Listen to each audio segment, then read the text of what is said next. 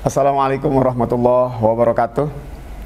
Saya Obi Alarotbi, Ketua Bidang Kaderisasi Anggota Partai DPW PKS Banten, mengucapkan selamat memperingati Hari Santri tahun 2025. Hari Santri sebagai wujud penghargaan terhadap siapapun yang hidup dan berkarya memberikan kebaikan dalam ilmu dan akhlak.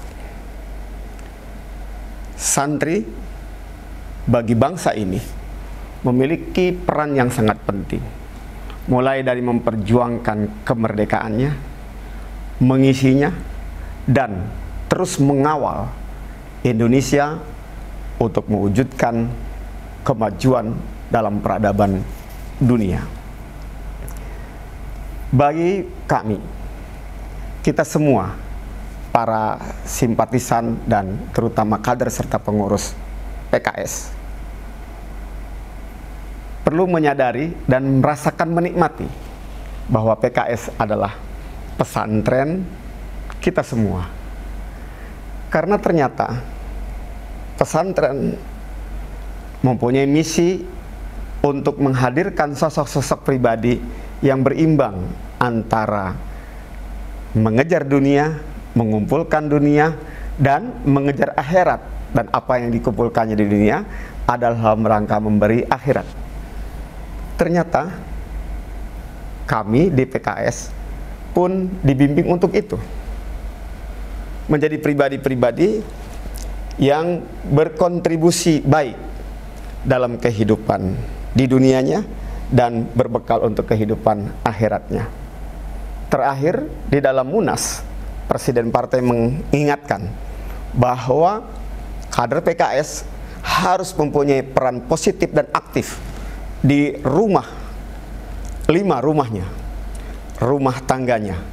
Dia harus bisa menjaga rumahnya dalam kebaikan berdasar ayat ku anfusakum wa ahlikum naro, jaga dirimu dan keluargamu dari api neraka. Pribadi-pribadi dalam keluarga itu harus menjadi pribadi-pribadi yang soleh, muslih.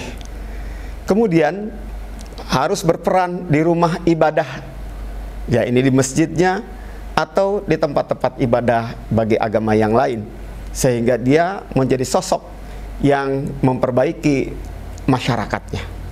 Kemudian dia juga harus menjadi sosok yang berperan penting dalam rumah politiknya, yaitu di PKS.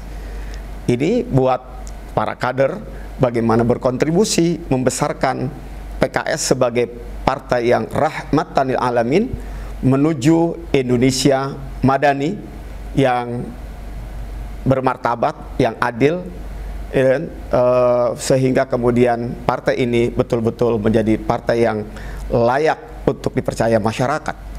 Kemudian kader PKS diharuskan untuk bisa punya peran penting dan kontribusi positif untuk di rumah kebangsaannya, di negaranya. Pimpinan kita mengingatkan Pancasila bagi PKS sudah final sebagai falsafah dalam kehidupannya, kehidupan bermasyarakat dan bernegara serta di tanah air di Nusantara ini. Dan kader PKS tidak boleh hanya sekedar